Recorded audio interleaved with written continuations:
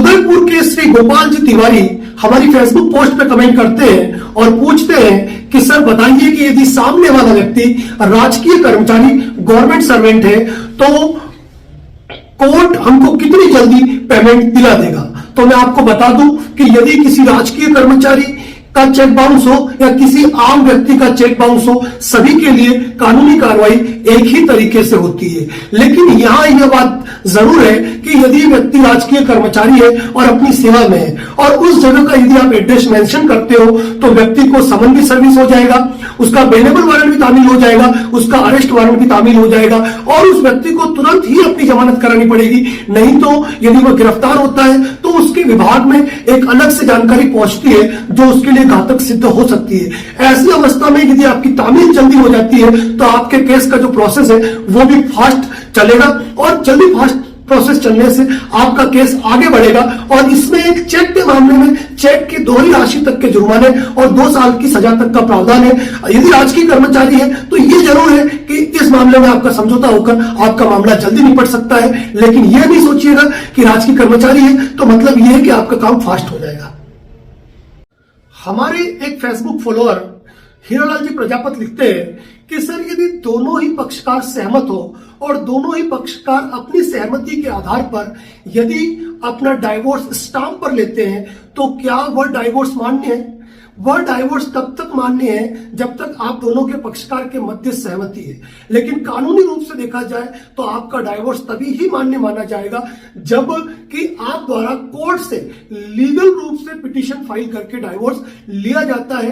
बाकी आपसी सहमति के आधार पर लिया जाए या किसी भी आधार पर स्टाम्प पर कोई लिखा पढ़ी की जाए, उस आधार पर आपका जो डाइवोर्स है स्टाम्प पर लिया हुआ लीगल नहीं है, उसकी कोई लीगल वर्थ नहीं है। स्टाम्प पर लिया गया तलाक हो या शादी हो, दोनों ही अमान्य माने जाते हैं। यदि आप चाहते हैं कि भविष्य में आपको कोई दिक्कत ना आए, आपको किसी प्रकार की और मुसीबतों का सामना नहीं करना पड़े, तो आपको चाहिए कि आपसी सहमति के आधार पर यदि आप डाइवोर्स पिटीशन फाइल कर डाइवोर्स लेना चाहते हैं तो आप डाइवोर्स पिटीशन फैमिली कोर्ट के अंदर फाइल करके ही डाइवोर्स लें ताकि भविष्य में आपके सामने कोई दिक्कत खड़ी ना हो। राहुल जी राठौड़ आनंद गुजरात से हमारी फेसबुक पोस्ट पर कमेंट करते हैं कि सर एक व्यक्ति ने मुझे चेक दिया और उसकी कुदरती मौत हो गई।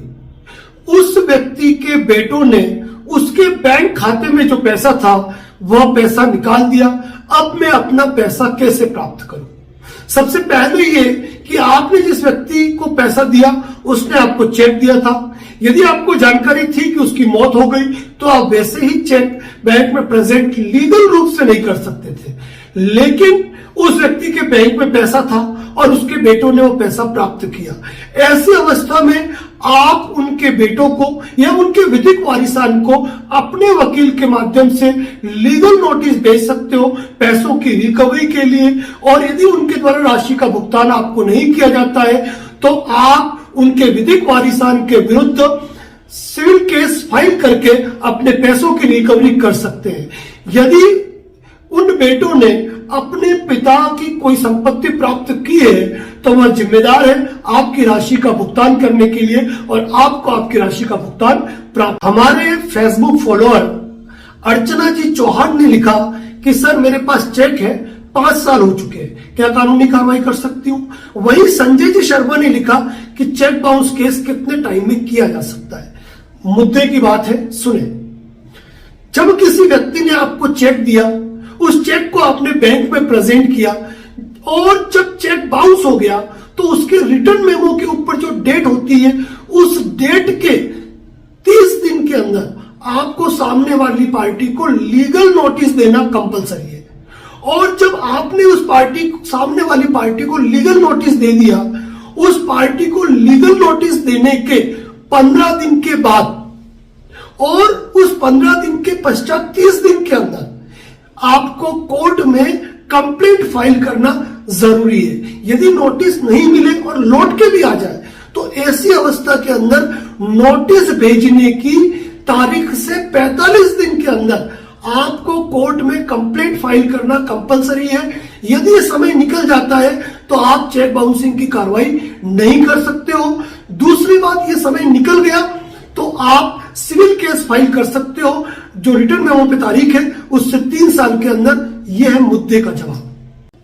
हमारे एक फेसबुक फॉलोअर श्री अनिल जी लोहारे लिखते हैं कि सर क्या कोई एनबीएफसी कंपनी, फाइनेंस कंपनी गुंडे रख सकती है जो रिकवरी का काम करते हैं। यहां मैं आपको स्पष्ट रूप से बता दूं कि कोई भी फाइनेंस कंपनी या फिर बैंक रिकवरी एजेंट्स रखती है, गुंडे नहीं रखती है। लेकिन उन रिकवरी एजेंट्स का आम व्यक्ति के साथ सलूक इतना बेहुदा होता है, इतना बदतमीज और गुंडागर्दी प्रवृत्ति का होता है कि उन्हें आम भाषा में लोग रिकवरी वाले गुंडे कह देते हैं। तो आपको बता दूं कि कोई भी फाइनेंस कंपनी अपने रखे हुए रिकवरी एजेंट्स को किसी भी रूप से इस प्रकार मोटिव नहीं कर सकती है कि आप किसी कस्टमर्स के साथ बेहूदगी से पेश आए, बदतमीजी करे या उनके साथ गुंडागर्दी करे। यदि ऐसा कोई भी एक्ट यदि कोई करता है तो भारतीय रिजर्व बैंक द्वारा जारी गाइडलाइन का खुला उल्लंघन है, क्योंकि आप राशि नहीं भर पाते हो, आपने लोन लिया है तो यह आपका अपराध नहीं है। ऐसे मामले में बैंक आपके ऊपर कानूनी कार्रवाई कर सकता है। लेकिन यदि रिकवरी के एजेंट्स आपके विरुद्ध कोई भी गलत एक्ट करते हैं, अनाधिकृत रूप से आपके घर पे आते हैं, आपको परेशान करते हैं और कोई बदतमीजी करते हैं, तो आप उनके खिलाफ कंप्लेंट दर्ज करा सकते हैं पुलिस स्टेशन के अंदर भी, और यहां तक कि बैंकिंग लोकपाल पर भी आप उनकी शिकायत करवा सकते हैं, उनके खिलाफ कानूनी कार्रवाई कर सकते हैं। यह आपका अधिकार है।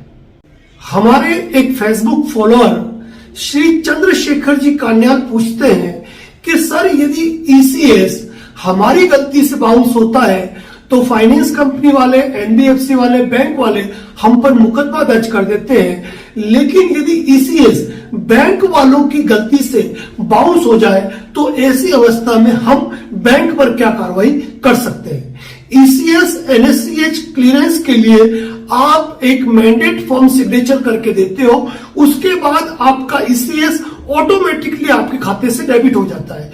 और यदि आपके पहले के ईसीएस सारे ऑटोमेटिकली रूप से क्लियर हो चुके हैं, उसके बावजूद आपके खाते में राशि है और राशि होने के बावजूद भी यदि आपके खाते से ईसीएस नहीं कटता है और ऐसी अवस्था में सामने वाली कंपनी या बैंक की गलती होती है, तो ऐसे मैटर में यदि आपके सिविल को क्षति होती है या कोई आपके ऊपर कार्रवाई होती है या फिर आपके जो बैंकिंग रेपुटेशन है उस पर कोई नेगेटिव इंपैक्ट जाता है, तो ऐसी अवस्था में आप कंज्यूमर एक्ट के प्रावधानों के तहत आप बैंक पर भी कानूनी कार्रवाई कर सकते हैं और उस एनबीएफसी पर भी आप केस फाइल कर सकते हैं और इस चीज का कंपनसेशन आप प्राप्त कर सकते हैं। और यदि उनकी गलती से कोई सिविल इंपैक्ट हुआ है तो वो भी आप सुधरवा सकते हैं उन्हीं के द्वारा।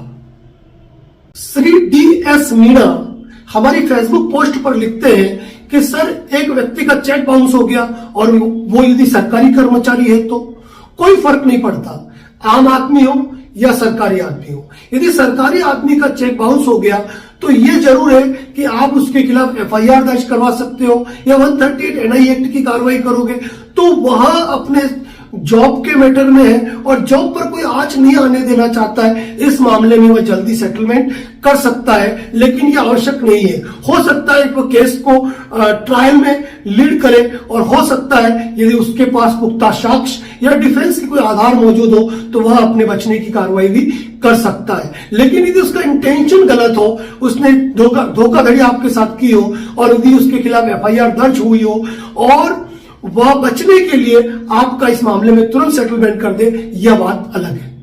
झुंझुनू से श्री मनोज कुमार हमारी फेसबुक आईडी पर कमेंट करते हैं कि सर मैं एक्स सर्विसमैन हूं और किसी व्यक्ति ने मुझे नौकरी दिलाने के नाम पर मुझसे 7 लाख रुपए हड़प लिए। मेरे पास उनके 6 लाख रुपए के चेक हैं, क्या मैं उनके ऊपर 130 एनआई एक्ट के अंतर्गत चेक बाउंसिंग का मुकदमा करवाऊं?